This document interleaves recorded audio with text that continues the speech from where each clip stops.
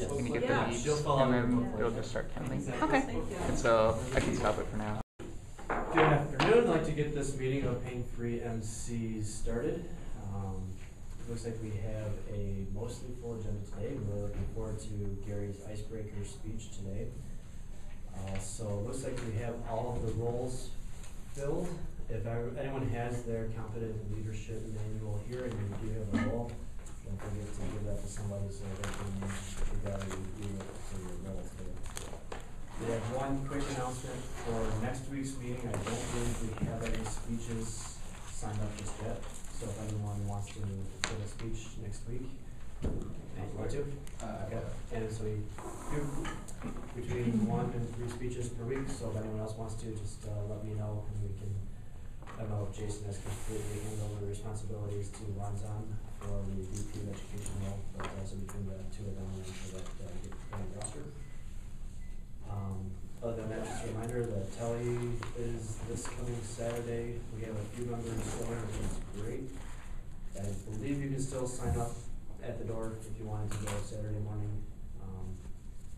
And so it should be a pretty good event. I think we have 4 or 5 people from our phone going, so it's the most we've ever had by far. So it should be good. We'll give everyone else some good feedback and hopefully help us to grow as a group here. So I would actually like to call up our invocation for today, which will be given to us by Darren.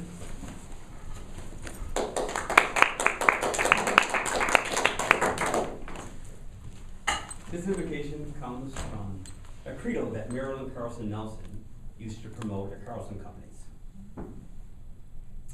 Whatever you do, do with integrity. Wherever you go, go as a leader. Whomever you serve, serve with caring. Whenever you dream, dream with your all, and never, ever give up.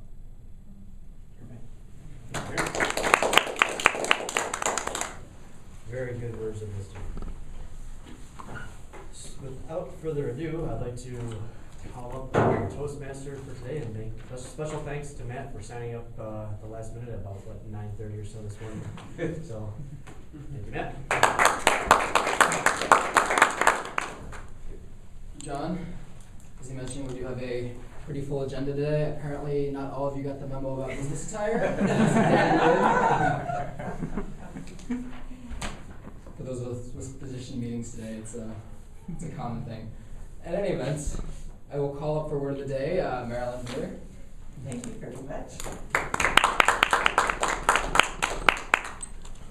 I perhaps didn't write this too large or not large enough, but I will talk it through. The word of the day is mellifluous. Mellifluous.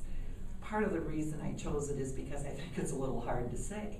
And I like to train my tongue to get around words like that. Mellifluous is an adjective, and it means having a smooth, rich flow. Mellifluous. Today, I expect that Gary will give a mellifluous speech.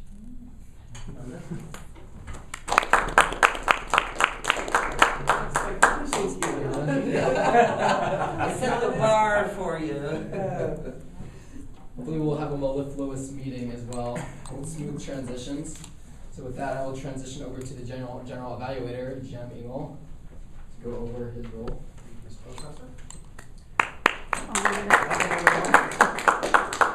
As general evaluator, I have a little team. I'll introduce them in a second, but I also will be evaluating the flow of the meeting, if everything gets done correctly, or if things are not done right, or things that might be corrected in the future, or whatever. So I'd like to first of all introduce evaluator number 1, who is Arlene. She will be my evaluator. Her job will just be to evaluate Gary's speech. They'll come up here after the speech, after our meeting, and go over the highs and lows of the speech and how great he does. Also, as a counter, Marilyn, would you like to let everyone know what you're going to be doing as an counter? Yes, I've not done counting before, but I'm happy to do it today. I count how many times someone says ah or if continually strings together sentences with ands, I believe. I'm not exactly sure what a double clutch is. Could you?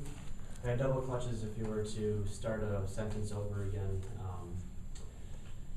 Like a lot of times we do that if we don't know exactly where we're going, so we'll start the sentence over again just to kind of give ourselves some time to think. So it actually is a our counter sheet in the back if you want to use that just to take notes. Thank you So very it has, much. The name and the tally sheets. Thank you, I will do that. Thank you. Good to see you today. And the last part of my team is Mr. Keene. He will be the timer. Tom, if you'd like to explain a little bit of what you do as far as timer for today's speech. Absolutely. Today, I will be timing all of the speakers using these cards. So once you reach the designated time for your speech, you'll be held a green card showing that you've made it to the duration listed in the manual for your speech. If you go a minute past that, there's the yellow card. And then if you were to go a minute further, then you get the red card. So that lets you know, as you're speaking, how you can track how you're doing on your time. I believe Gary's speech is a 5 to 7 minute, 4 to 6. Sorry, 4-minute speech.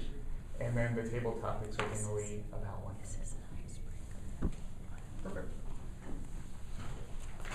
Well, awesome. That concludes my job. Now, does Matt, you introduce the speakers, correct? Yes. Okay, awesome. I'm going to turn it back over to Matt.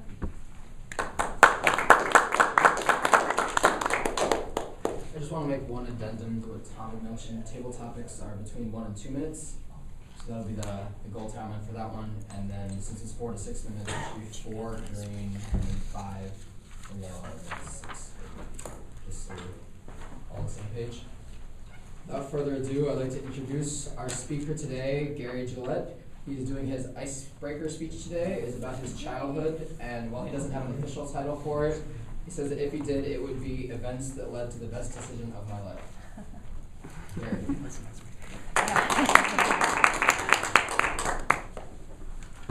Well, my beginnings go back to a small rural town in southwest Iowa. I grew up 2 miles south of Corning, Iowa, on a farm with my parents and my older brother and sister. Right across the highway from our farm, my grandparents from my dad's side lived. On our farm, we grew corn, soybeans, oats, and hay, and we raised cattle, sheep, and hogs. So there was plenty of work to do. And as soon as I became old enough to do the work, I was doing it.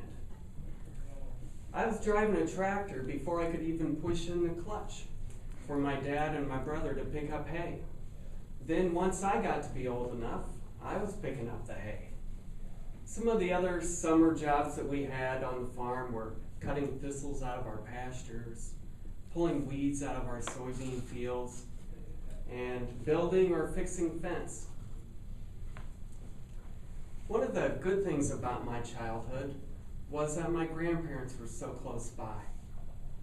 My grandfather would always come over and bring us eggs or milk or vegetables from his garden or the newspaper. It seemed like he always had some excuse to come over every day just to see us and say hi. I remember during harvest time, I would ride the tractor with my grandfather and he'd let me steer. Every year for my birthday, we always got to spend the night with our grandparents, and I always played checkers with my grandfather. For some reason, I always won. My grandmother was the best cook I've ever known. Whenever we would work for my grandfather picking up hay or doing something else, my grandmother would prepare this big dinner for us, which to you city folks is lunch. She would make fried chicken, and I could eat 4 to 5 pieces for sure. And then she'd make mashed potatoes and gravy. And her gravy was so good that I'd have more mashed potatoes so I could have more gravy. Then she would have whatever fresh vegetables were from her garden.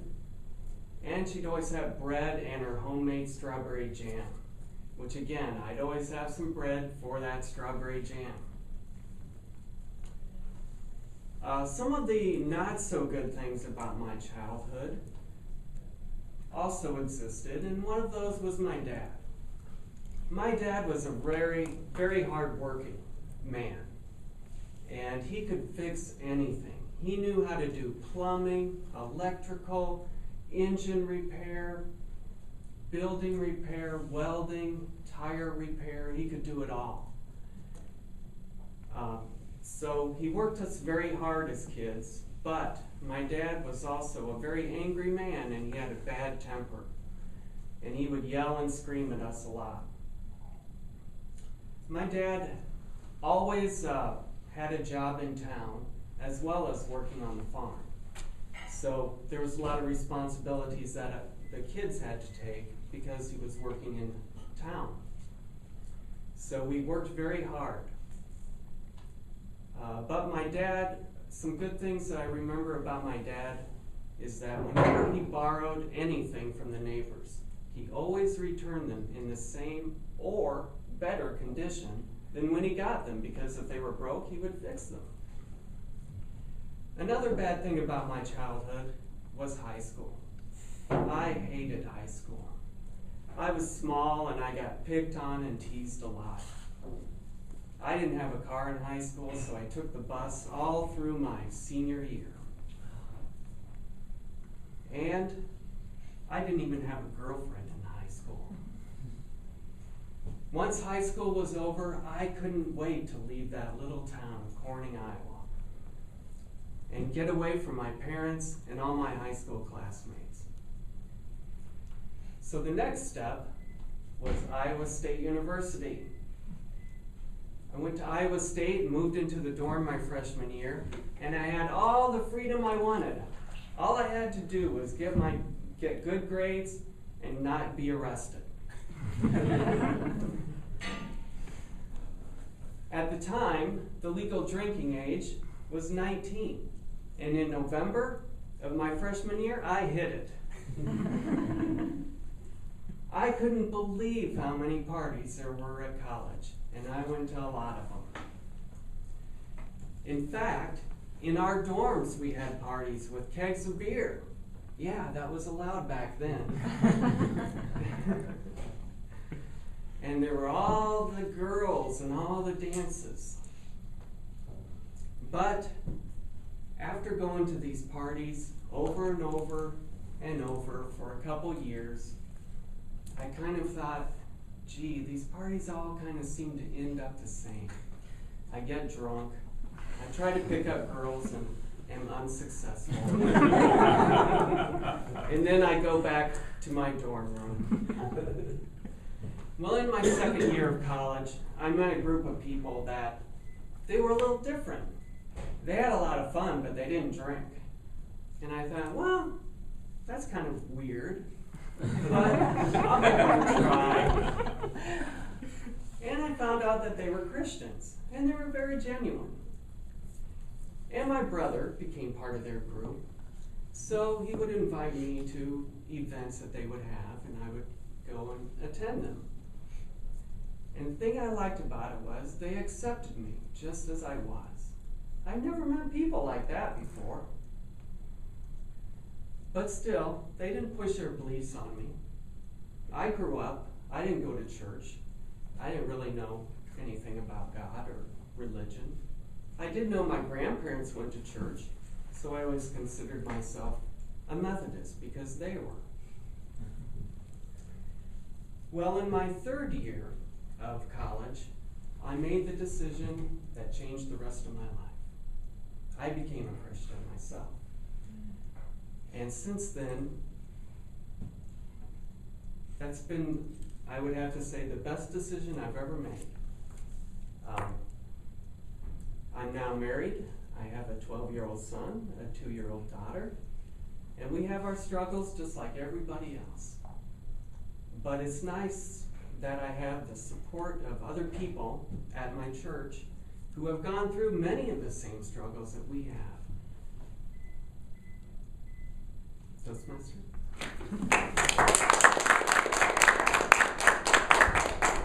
Well, I forgot to end it correctly. I was going to say, I'm a very